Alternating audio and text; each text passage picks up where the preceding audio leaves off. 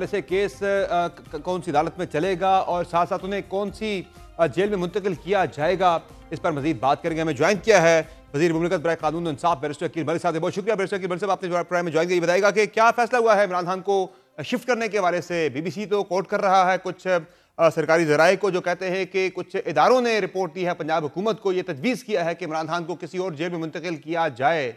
है ऐसी कोई तजवीज़ ज़ेर गौर? बिस्मिल्लाहिर्रहमानिर्रहीम। समर साहब बहुत बहुत शुक्रिया। देखें, बिल्कुल एक ट्रांसफ़र ऑफ प्रिजनर्स या इनमेट्स की जो ट्रांसफ़र है वो एक बड़ा रूटीन मैटर है। इससे पहले भी खान साहब जो थे वो अटक जेल में थे, फिर अडयाला जेल शिफ्ट हुए। मियाँ साहब जब पाबंद सलासल थे तो ज़ाहिरी बात है उनको भी अडयाला से कोट लखपत शिफ्ट किया। और इसी तरह शाह महमूद कुरैशी साहब भी अडयाला और कोट लखपत के बीच में जो एक शिफ्टिंग हुई है, जो ट्रांसफ़र है, ये एक रूटीन मैटर है और कोई एक्स्ट्रा ऑर्डनरी इक़दाम नहीं है। It's very ordinary to transfer inmates या प्रिजनर्स जो हैं। ये एक जो इब्तदाई में आपने बात बयान की उसमें उस हवाले से मैं ये ज़रूर आपको बता सकता हूँ कि वहाँ पे जो लॉ एंड ऑर्डर की सिचुएशन है, सिक्योरिटी सिचुएशन है, उसको देखते हुए और बिलखुसूस वहाँ पे जो रिहायशी हैं, जो लोकल रेजिडेंट्स हैं, उनके कारोबार, उनकी ज़िंदगी जो अजीरन बनी हुई है, रोज़ आए जो PTI के लोग या उनकी फ़ैमिली के लोग वहाँ पे धरना भी देते हैं और उनकी ज़िंदगी अजीरन भी बनाते हैं, तो उससे उनको तो काफ़ी इफ़ेक्ट होता है, वहाँ के जो लोकल रिहायशी हैं, लोकल रेजिडेंट्स हैं। लेकिन इस चीज़ पे अभी फ़िलवक़्त हतमी तौर पे तो कोई फ़ैसला नहीं हुआ, लेकिन ये अगर हो भी तो इसमें कोई ऐसी अचंभे वाली बात नहीं है। ये एक रूटीन मैटर है जो प्रिजनर्स ट्रांसफ़र हो सकते हैं। फैसला नहीं हुआ, लेकिन ऐसी तजवीज़ ज़ेर गौर है क्या हुकूमती हलकों में? देखिए, गौर किया जा रहा है क्या? Based on the security situation मैं ये आपको ज़रूर बता सकता हूँ कि based on the security situation जो कि कॉन्स्टेंटली इवॉल्व हो रही होती है, उसको देखते हुए जो भी बेहतर इक़दाम होगा हुकूमत वही इक़दाम उठाएगी। फ़िलवक़्त ऐसा कोई फ़ैसला या कोई ऐसा डिसीजन जो है वो नहीं हुआ कि इस कैदी को जो है यहाँ से किसी और जेल में मुंतकिल करना है या नहीं करना। लेकिन जो वजूहात आपने बताई है, बेस्ड ऑन दैट अभी आप डेलिब्रेट कर रहे हैं कि मुंतकिल किया जाए या नहीं, यानी गौर हो रहा है, इस पर फैसला नहीं हुआ, ऐसा ही है? जी बिल्कुल। इस हवाले से इतना ज़रूर आप कह सकते हैं क्योंकि वहाँ पे जो लॉ एंड ऑर्डर की सिचुएशन या एक जो सिक्योरिटी सिचुएशन बनाई जाती है और फिर एक रकस क्रिएट किया जाता है, उस हवाले से बिल्कुल जो नेसेसरी इक़दाम होगा वो उठाया जा सकता है। और अटक जेल की बात चल रही है कि उन्हें दोबारा अटक जेल मुंतकिल किया जा सकता है। क्या अटक का ही ऑप्शन ज़ेर गौर है? ऐसा कुछ डिस्कशन में आया क्या? नहीं, देखें, ऑप्शंस ऑप्शंस तो सारे ऑन टेबल हैं और कोई एक मखसूस ऑप्शन की बात नहीं हो रही। और बिल्कुल कौन कौन से ऑप्शन है हैं ऑन टेबल जिनको आप डिस्कस कर रहे हैं अडयाला जेल के अलावा? कौन कौन से? देखिए, पाकिस्तान की सारी ही जेलें मेरे ख्याल से वो ऑप्शन हो सकते हैं। अगर ट्रांसफ़र पे बात आई तो ज़ाहिरी बात है कि वो तमाम जेलें जो हैं वो अवेलेबल होती हैं। उसमें कोई ऐसी बात नहीं है। वेदर अगर आप उसको ट्रांसफ़र करें अडयाला से कहीं और या कोट लखपत हो, ये दूसरा हो, अटक हो या कहीं और हो, ये ऑप्शंस, उस तमाम तरह ऑप्शंस जो हैं वो ऑन टेबल होते हैं। सही है। अच्छा, ये बताइएगा अकील मलिक साहब के जो प्रेस रिलीज थी ISPR की फैज़ हमीद साहब की सज़ा के बारे में, उसके आखिरी पैराग्राफ में जो लिखा गया था, मेंशन किया गया है, उस पर काफ़ी बात हो चुकी है। ज़रा ये बता दीजिए कि वो जो कार्रवाई है वो कौन सी अदालत में चलनी है? इंसदाद दहशतगर्दी अदालत में या मिलिट्री कोर्ट्स में वो केस भी चलेगा?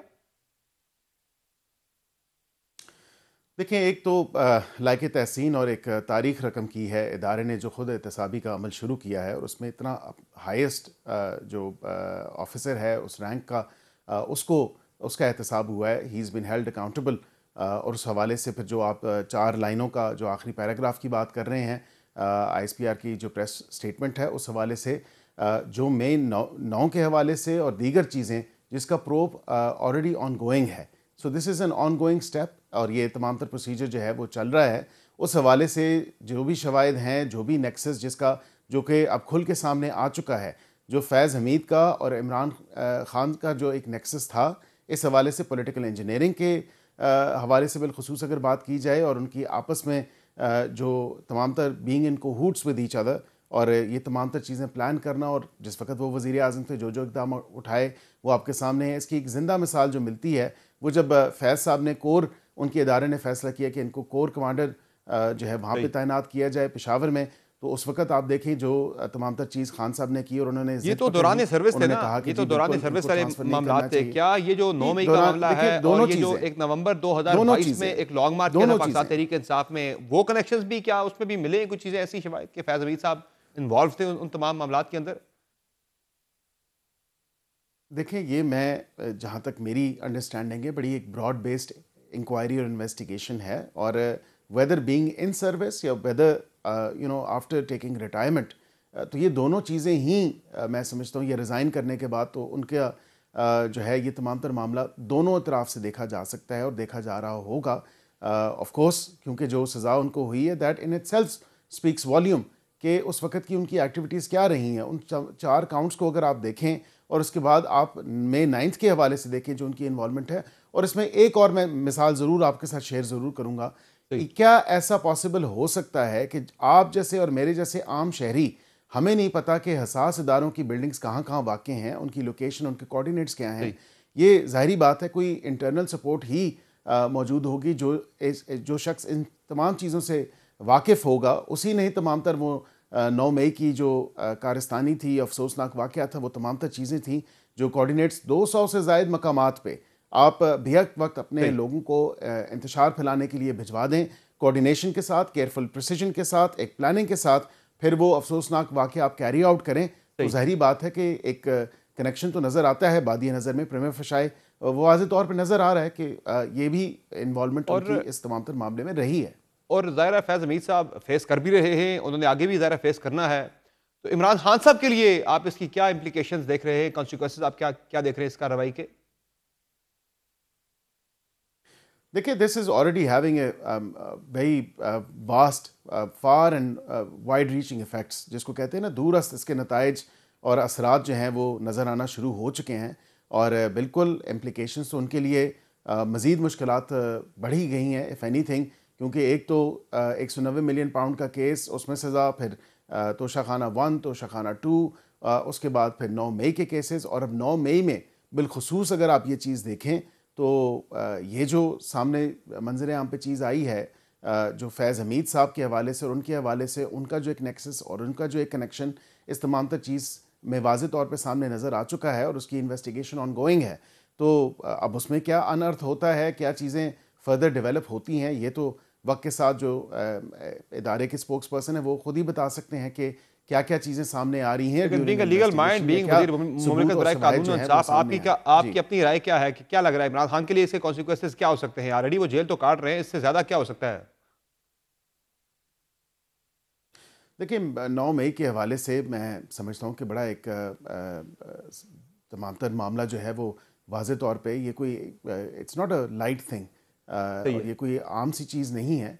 ज़ाहिरी बात है कि उन्होंने इदारों के ऊपर अटैक किया है फिज़िकली एंड अदरवाइज़, तो वो मुतवातिर तौर पे कर भी रहे हैं, लेकिन जो उनकी पार्टी ने और उन्होंने किया बसीयत सरगना 9 मई का अफसोसनाक वाक़या, तो उसकी इम्प्लिकेशंस और उसके far and wide reaching consequences तो होंगे and he should face the music. सही है। अच्छा, दूसरा ये बताइएगा कि अब ये जो सारा कुछ हो रहा है, पाकिस्तान तहरीक-ए-इंसाफ के रवैये में एक तब्दीली तो नज़र आई है। वो जो पार्टी बैन करने के हवाले से, गवर्नर राज के हवाले से मुख्तलिफ बातें हो रही थीं, क्या वो मामला पीछे जा सकता है या फ़िलहाल टल सकता है और या टल गया है? और तहरीक-ए-इंसाफ जो अब मुज़ाकरात की और एक पॉलिटिकल स्पेस भी माँग रही है, क्या वो उसे दी जा सकती है या अब मज़ीद जो है वो सख्ती होगी और चीज़ें मज़ीद टाइट होंगी तहरीक-ए-इंसाफ के लिए? देखिए 9 मई के हवाले से और 9 मई के अंदर जो लोग हैं, चाहे वो सिटिंग पार्लियामेंटेरियंस हैं या वो इनकी पार्टी के लोग हैं जो वाज़े तौर पे जिनके खिलाफ सबूत मौजूद हैं, जिनके खिलाफ केसेस रजिस्टर्ड हैं, वो तो कानून हरकत में आएगा और उनको उस पूरे प्रोसेस से गुजरना होगा। लेकिन जहाँ तक आपने बात की गवर्नर राज के हवाले से या पार्टी के अरकान के जो लबो लहजा है या उनके जो तेवर हैं उसमें तब्दीली आई है और मुस्बत तब्दीली जो जहाँ तक आई है उसको देखते हुए तो मैं आपको ये ज़रूर बता सकता हूँ, क्योंकि पार्लियामेंट की राहदारियों में भी हमें ये कहा जाता है कि इस शख्स ने अपनी सियासत तो छोड़ी नहीं और मुल्क के ख़िलाफ़ जो एक जहर उगलने का सिलसिला है वो जारी और सारी रखा है और हमारी सियासतों को भी हमें भी दाव पे लगा दिया है।